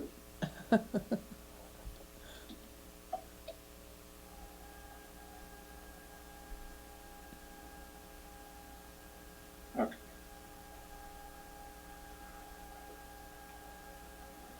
So once you get on the site, and if I did it right, this is what it shows. It shows the intersections, and it talks about it. It gives a project need. It talks about existing conditions, different issues that are in it, and it gives pretty much the presentation they gave that we all attended a while ago. With general information, as I said, it does not advocate either plan other than it gives descriptions, as you see here, is what is a roundabout versus a rotary, what the benefits are. And it's then when you get down to the bottom, and I'll just go through it because I'll make sure you all have the site so you can register yourselves and look at it. At the bottom, you get down here, it talks about the next steps. 25% design submission by June, excuse me, summer 2021. hearing will be held in the winter of 2021-22. My belief was that they said it would be in the fall, but that's something we can talk to them about it. But it also has a comments form in which people can go in and they can present their comments on how they feel about the project. By using that process, they will start to gather information from the public about what the project will mean, what it'll end up being, and what the people's preferences would be. And as Let me ask a clarifying question. Yeah, if I can ask a clarifying question, Dan, on the comments, are they accepting those as public comments if people are just, put the data beside, but they're just completely against the roundabout for no reason? I'm against it. Public comments. My understanding is that it's the public comment is the public comment. So if somebody comes in, I have not tried to put a comment in. I'm waiting to until we see what the plans are before I decide personally what I think it should be. So I have not gone in to put a comment in. I have not as yet totally gone through every inch of the site itself. This is just their informational site that they've asked us to post so that the public could get information on it. So I can't tell you whether or not you can put it. I would imagine that if your comment is, I don't want to have an intersection, that's what the comment will be. They're not. I would like to, before I support posting it, but certainly open to the board, I would want clarification. If those are public comments that will be available in the public record of residents that submit their opinion, and if those opinions will be taken into the totality of the design selected. I can't answer that question. What we have is we pushed Mass DOT to make sure we come up with a way of presenting information and providing for public input, and this is what they gave us. Yeah, I'm asking for clarification to Sandy, because it's from the town manager update, to go back to DOT and just get clarification. If our residents put in comments in this website, which if the state does not consider that public opinion and comments to go to the design decision, if they wipe those away, our residents will be really upset. Because this is a great tool. I would support this if that is the case, because that would be a great tool to track resident opinion who can't make it to the public forum. What I read about Great Barrington, about 20 people went to their public forum, and the state basically blew off their opinions because only 20 people went to the public forum. So I'd like to make sure that if we're going to use this as a comment section, then that is part of the public record of comments. I'd like to get that clarification before I support putting this, but again, board, whatever the pleasure of the board is. This is a big issue. Again, I like the model, I just want to make sure that we get clarity on that comment section. Anyone else? Sandy, when do you think you can get clarification on that? I'm not sure because I want to do certified free cash, so that's my goal this week. So maybe I'll make sure Tom is able to take this on when he comes in. Just my 2 cents on this. I do like this website, but I also agree with Joe. If any comments, I think there should be linked to it also, and any and all comments. But I do like this. I think the more information, the better. I have my opinion, but I'm going to wait till I have some more information before I make my final decision. But I do I do understand what Joe is saying about the comments should be part of the record. And you could assign that to traffic to go chase that down with DOT. It's a pretty straightforward question. I think they'll be able to answer it pretty easily. It's a yes or no. Mr. Chairman, if I may. Yeah, go ahead, Dan.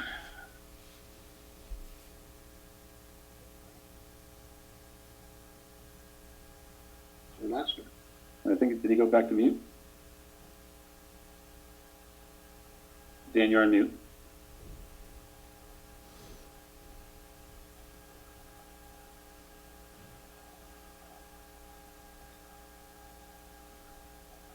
Did we lose Dan? No, I'm here, sorry. Okay. So This is just, it's informational. I agree with Joe. I want to know, what the comments, where they will go and how they'll be used. But I see no reason why we should hold this up. I mean, this is good information for the public to have, and if they didn't have a chance to attend the select board meeting when some of this stuff was presented, I see no reason why we would withhold sharing this information immediately. Okay. I agree with Dan. I don't see, number one, this is a 25% plan as I understand it. This isn't the final version, correct? Yeah. This is again, just story map. No, the concern is not the story map, the concern is the comment section. Right, If you post right. The comment link, we're gonna have an issue if they're Yeah, not. we're gonna have a public forum though, where everybody will be able to comment. No, Bob, what I'm saying is that if people put in their comments now and they think they're I done. get what you're saying, Joe. I think they wouldn't put it in there if they're not gonna pay attention to it. That would be my guess. I agree. I That agree it with seems that. silly. I think that because the petition wasn't accepted, I think you're gonna have about 300 or 400 comments in there that aren't supporting the project. Well, fine. I mean, if that's what people think, but I just urge people to urge caution and read the whole thing and understand it's a 25% plan. No, but we gotta understand those comments can be public before we actually post it. That's, Honestly, I gotta have a little faith that somebody wouldn't put a comment button in if they weren't gonna take the information seriously. we're not talking about the state of Massachusetts who blew off Great Barrington. When is our next meeting? If I may, Go ahead, Dan. the thing that Joe was talking about with Great Barrington was what they, I don't know exactly what they did. Joe says that they blew off the 20 people that came to the meeting. I think that this is the type of thing that they've developed, understanding that 20 people who come to the meeting or 200 or 300 people who write on Facebook that they don't like something may not fully represent the community. So they're giving the community an opportunity to present what their comments are. And I agree. I don't think they put a section in there for say, asking for comments if they were going to ignore it. Right. This is going to be their public record. Absolutely agree, but so far, when I asked the question, you weren't able to tell me yes or no. We didn't know, we don't know the answer. It's not my thing, so, I mean, If if you want me to ask the question, I will ask the question. Here's my question. When is our next meeting? Oh, May 10th. May 10th. Literally, we're talking about delaying this vote for just 2 weeks to answer that one question. I would feel more comfortable if we just knew that answer, and I think Joe would, but feel free, I mean, we can have the vote now. I just think that it's a simple Mr. question. Chairman, may I say something? Go ahead, John. Yeah, look, as a member of the MPO, who oversees all construction projects in Berkshire County, they are required by law to have a public comment period, usually 90 days. And at the end of that period, they fully acknowledge all the comments that have been made, positive, negative, but the number is important. A lot of projects get 0 comments because they're favored by the general public.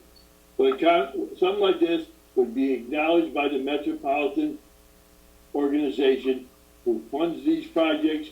You would have to apply, abide by Massachusetts general law for a concerted and long-term comment period. The comments will be acknowledged by that board and that body, and that is the way the state of Massachusetts Department of Transportation does things. It's all above board, in the open. I don't see any problems with the way this is being done. And I don't even know if we have the authority to block it. You know what, though, Joe? Just think about this. Any comments or anything's got to be available for freedom of information also. It's a state thing, so That's true. all that's got to be available anyway if we request it. It's a matter of public record. Everything is here. So I'm in favor of putting it up there and finding out if they're gonna accept it, but I honestly don't believe they wouldn't put it on there if they weren't gonna look at it. My simple ask, gentlemen, is to acquire with the DOT if they're going to use as part of their public comment report, pro or against the project. That's a simple. The answer is a simple yes. Not pro or part, they're gonna make that information public. Here's the comment context. John, number of comments. the folks who are asking us to put this on the website do not know the answer to that question.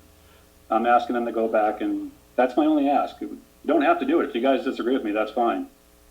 But I just want to make sure that again, I think it's a great tool. That's my only question, is if those comments are going to be used for the public record and opinion. Dan, how long would it take you to get an answer on that? Sandy's gotta work on the cash that she's working on.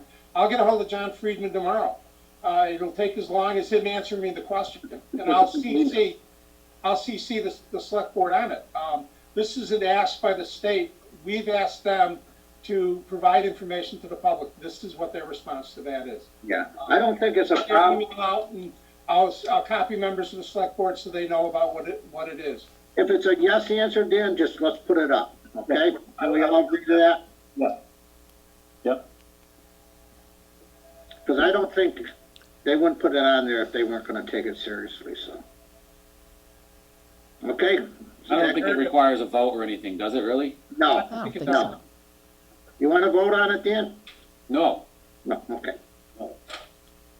let's We move on. We gave Dan Phillips a consensus just to put it up there.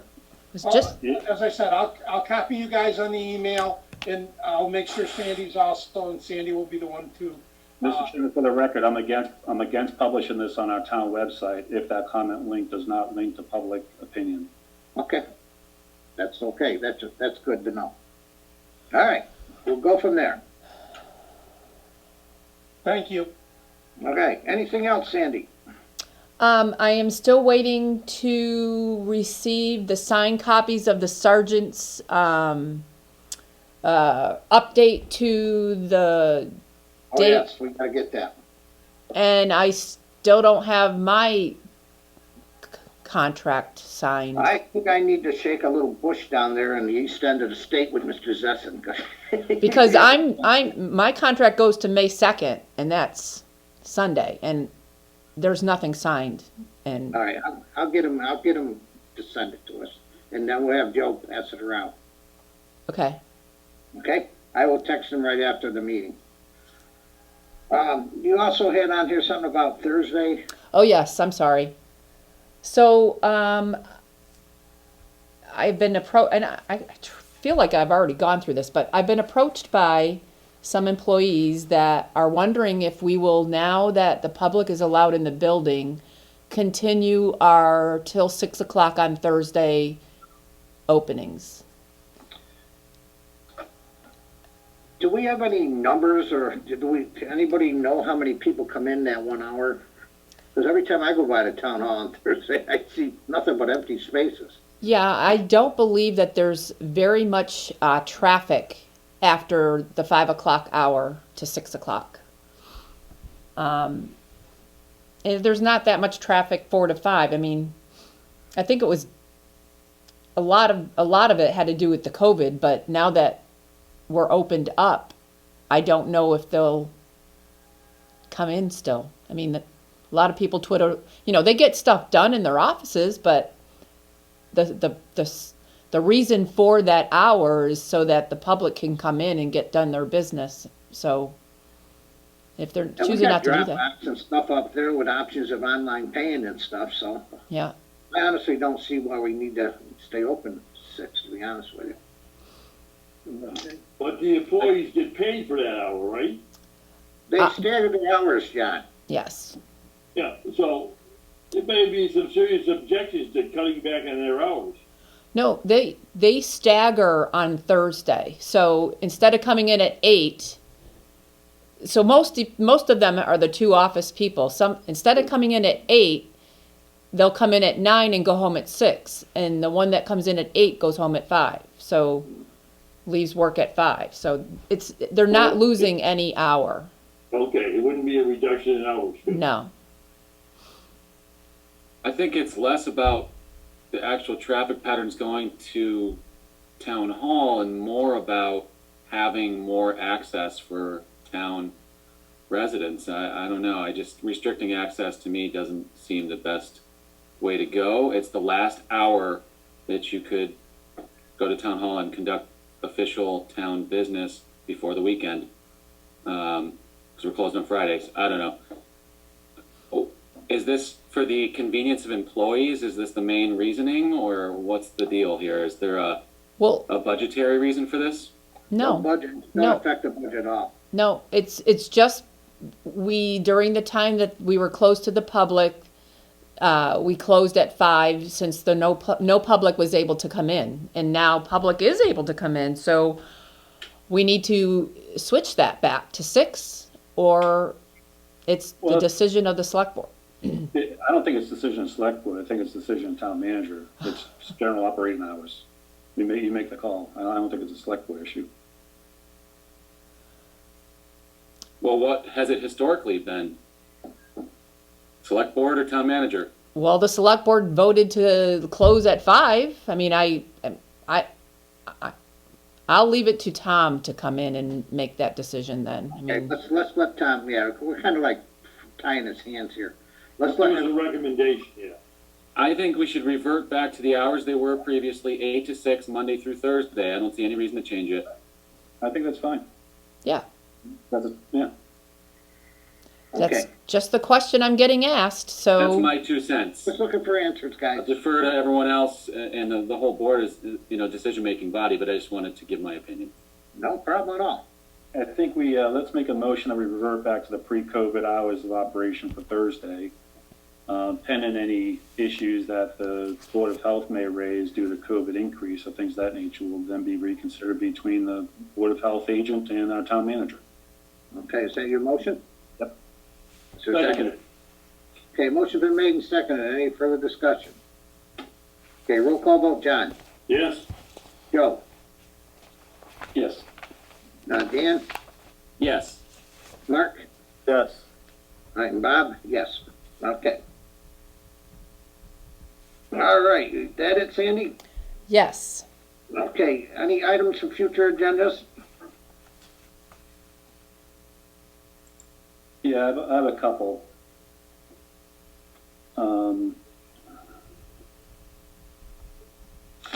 Yeah, we're gonna put that minimum wage issue back on a future I agenda. got that one, Joe. Okay. And I would like to, on a future agenda, Bob, maybe the 10th, is to also talk about, it seems like the major complaint we have in town is about trees. Tree maintenance, tree issues, tree this. So I'd like to have an agenda item about the action plans to address those tree issues with the residents. But that might fall after our meeting on, after the 10th, pending the discussion. Anything else? Mr. Chairman, Yes, Dan. at the last meeting, I brought up the online payment, and yes, we have online payment, and that's excellent. But I don't think it's well publicized, and so I'd just like to maybe get an agenda item on publicizing that, and maybe some sort of a insert into the next tax mailing. Okay. I think more people could take advantage of it. It'd be less processing for the clerk, Maybe we can, checks and whatnot. maybe we can have our TV friends put a blip up on their screen.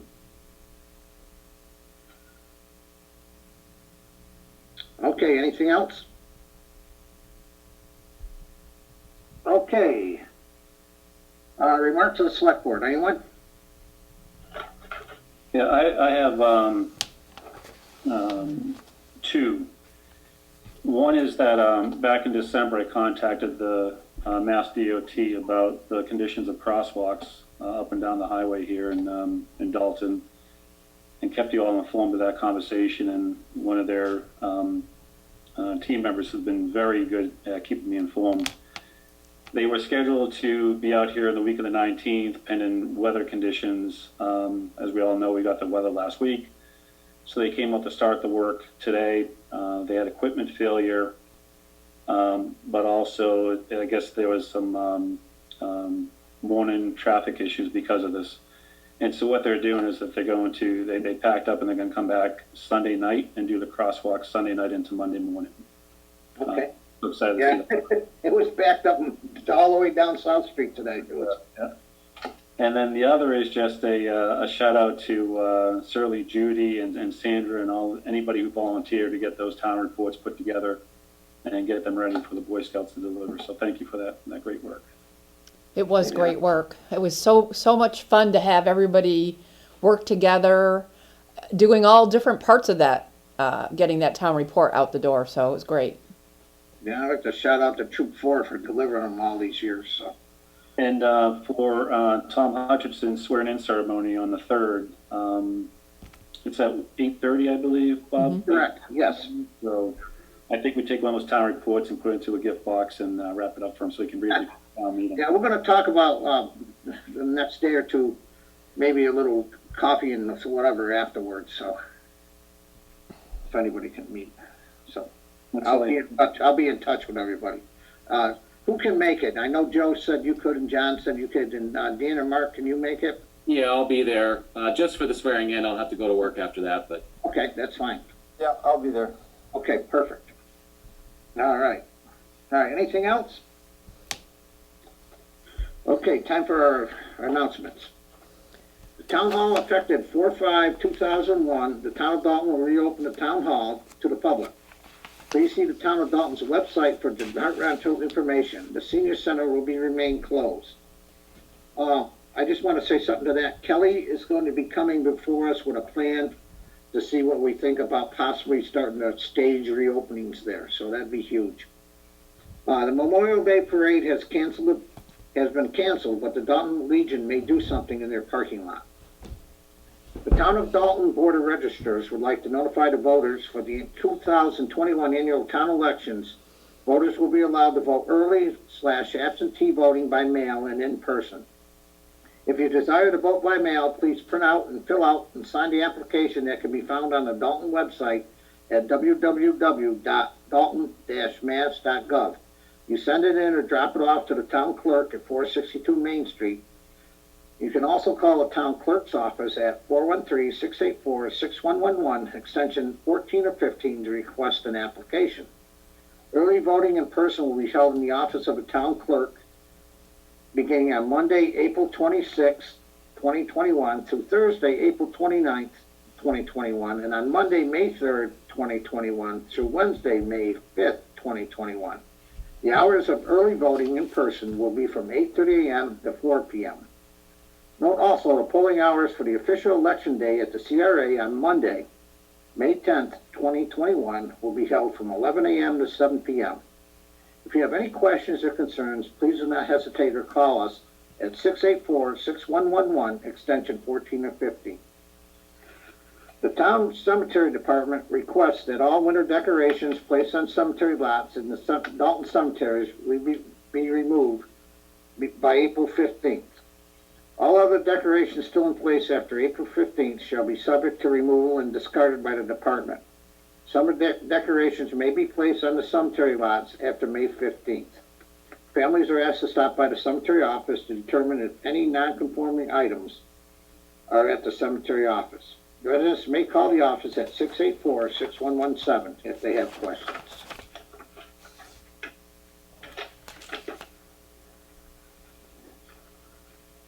Blue hours for the compost and brush area.